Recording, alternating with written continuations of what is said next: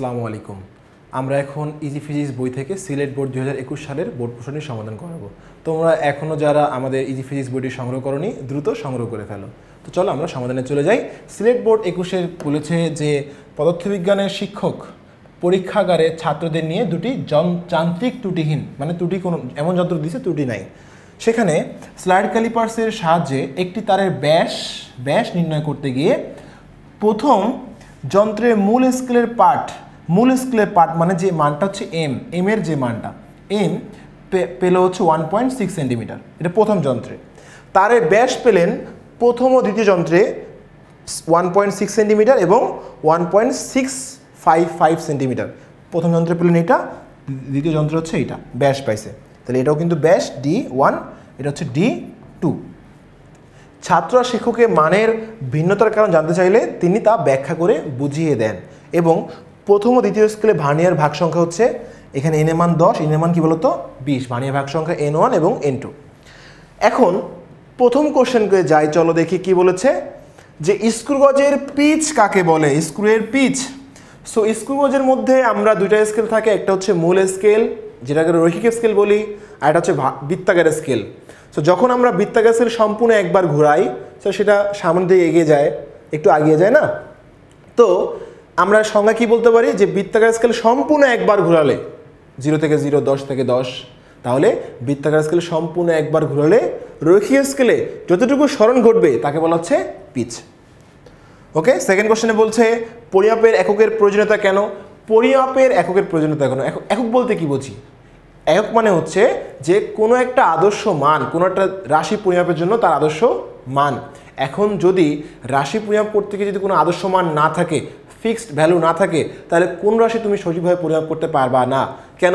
আচ্ছা, আমি যদি এখন লিখি যে এক, কিছু লিখলাম না, কোনো একক দিলাম না, এখন এক মানে কি বোঝাচ্ছে? এটা তো সংখ্যা হতে পারে, এটা ঘন্টা হতে পারে, এটা কেজি হতে পারে, তাহলে এটা কিন্তু বোঝা যাচ্ছে না কি। এখন যখন আমি লিখবো কেজি, একক লিখলাম, তুমি বুঝবা হ্যাঁ এটা হচ্ছে এটা ভর বোঝাচ্ছে। যখন লিখলাম এখানে মিনিট, তখন হ্যাঁ সময় বোঝাচ্ছে। যখন 1 মিটার লিখলাম দূরত্ব বোঝাচ্ছে। তাহলে আবার এরও ভাগ আছে, 1 মিটার, আবার এর ভাগ হচ্ছে 1 সেন্টিমিটার, মিলিমিটার, দূরত্বের ন্যূনতম মান বোঝাচ্ছে।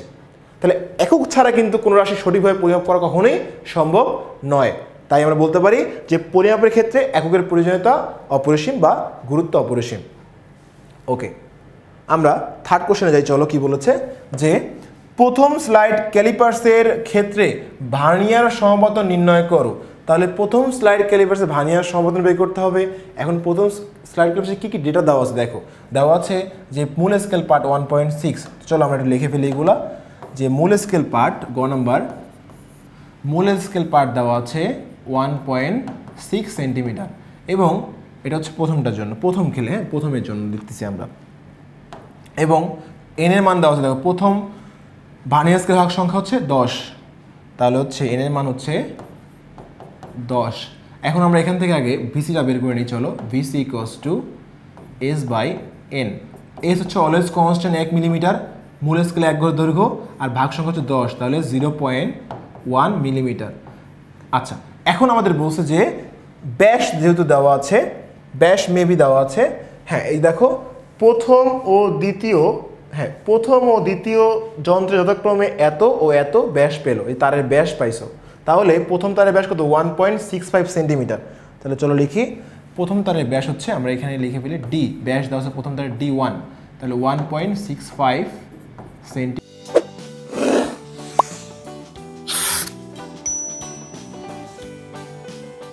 সেন্টিমিটার। তাহলে আমরা চলো এখন বলছে ভার্নিয়ার সমাধান। সূত্র হচ্ছে D equals to M plus V into VC।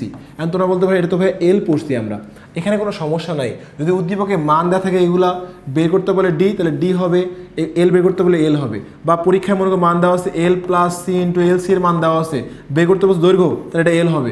ব্যাস বের করতে বলে ডি হবে, উচ্চতা বের করতে বলে এইচ হবে। এটাতে কোনো সমস্যা নাই, সবগুলোই দূরত্ব বোঝায়। তো এটা কনফিউজ হওয়ার কিছু নাই তোমাদের। তাহলে আমরা যেটা বের করতে বলছে মান দেখে, সূত্র দেখে ওটাই বসাবো। তাহলে ব্যাস equals to M plus V into VC. বের করতে বলছে ভার্নিয়ার সমাপতন, ভি বের করতে হবে। তাহলে কি হবে বলো তো, ভি যদি বের করি, এটা যোগ হচ্ছে বিয়োগ হয়ে যাবে ডি মাইনাস এম, আর নিচে হচ্ছে ভিসি গুণ হয়েছে ভাগ হয়ে যাবে। ডি এর মান কত? ডি এর মান হচ্ছে 1.65 মাইনাস এম এর মান হচ্ছে 1.6 আর ভিসি এর মান 0.1 মিলিমিটার। যেহেতু আমরা এখানে সেন্টিমিটার ইউজ করছি এগুলোতে ক্যালকুলেশনে, এটাকে এখানে মিলিমিটার বসানো যাবে না, এটাকে সেন্টিমিটার আনতে হবে অবশ্যই, নাহলে অঙ্ক ভুল হবে। সেন্টিমিটার 10 দিয়ে ভাগ দিয়ে চলে আসবে 0.01। তাহলে আমরা ক্যালকুলেশনটা করে ফেলো চলো।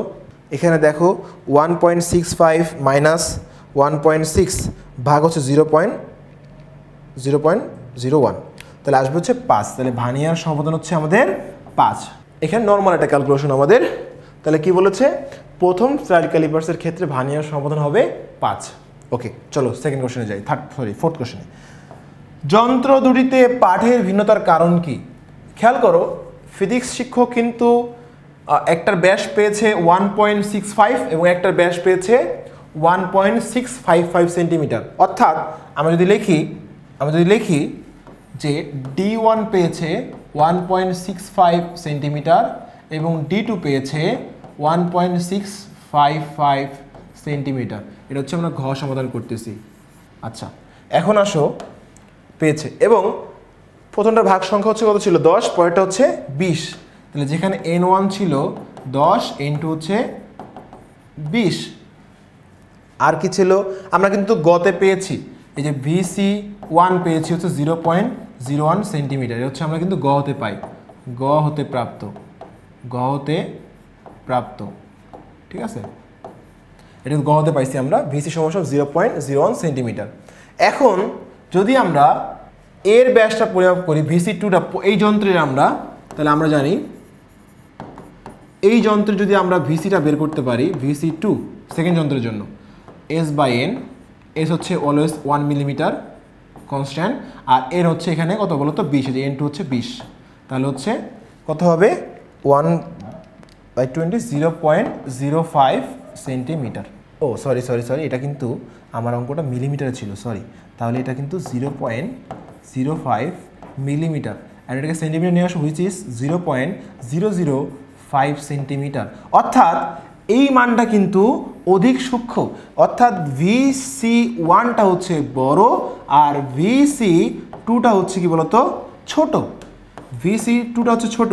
তাহলে ভার্নিয়ার ধ্রুবক, আচ্ছা ভার্নিয়ার ধ্রুবক 0.01 সেন্টিমিটার বলতে কি বুঝি, যে এই যন্ত্র দিয়ে বিশ্লেষণ করতে বসে, বিশ্লেষণ করতে হবে তোমাকে, এই যন্ত্র দিয়ে সর্বনিম্ন 0.01 সেন্টিমিটার পর্যন্ত পরিমাপ করা সক্ষম, এবং এই যন্ত্র দিয়ে 0.005 সেন্টিমিটার পর্যন্ত পরিমাপ করতে সক্ষম। তাহলে আমরা দেখতে পারতেছি যে এই যন্ত্র দিয়ে সবচেয়ে ক্ষুদ্রতম, মানে আরও ওইটার থেকে আরও ক্ষুদ্রতম মান, ওর থেকে আরও ক্ষুদ্রতম মান এটা দিয়ে পরিমাপ করা যাবে বা সম্ভব। এই জন্যই কিন্তু দেখো প্রথম যন্ত্রে মান আসছে 1.65 এবং পরের যন্ত্রে আরও ক্ষুদ্রতম মান আসছে 1.655 সেন্টিমিটার। কারণটা হচ্ছে কি বলতো, এখানে বলছে ভিন্নতার কারণ কি। দেখো ভিন্নতার কারণ কি, কারণটা হচ্ছে ভার্নিয়ার ধ্রুবক, ভার্নিয়ার কনস্ট্যান্ট কিন্তু দুইটা কি বলতো আলাদা, এবং এটাতে বেশি সূক্ষ্ম হবে। কেন? কারণ এর মানটা বেশি ক্ষুদ্রতম আসছে, এই যে মানটা। তাহলে ভিন্নতার কারণ হচ্ছে কার কারণে, ভার্নিয়ার ধ্রুবকের কারণে, এবং কোনটা বেশি সূক্ষ্ম হবে, দ্বিতীয় যন্ত্রটা বেশি সূক্ষ্ম হবে। তাহলে আমরা এটা লিখতে পারবো যে যন্ত্র দুটিতে পাঠের ভিন্নতার কারণ হচ্ছে ভার্নিয়ার ধ্রুবকের কারণে, এবং দ্বিতীয় যন্ত্র যেহেতু ভার্নিয়ার ধ্রুবকের মান বেশি ক্ষুদ্র, তাই হচ্ছে এখানে বেশি সূক্ষ্ম মাপ পরিমাপ করা সক্ষম। তো এই ছিল আমাদের এই বোর্ডের সিলেট বোর্ড 2021-এর সমাধান।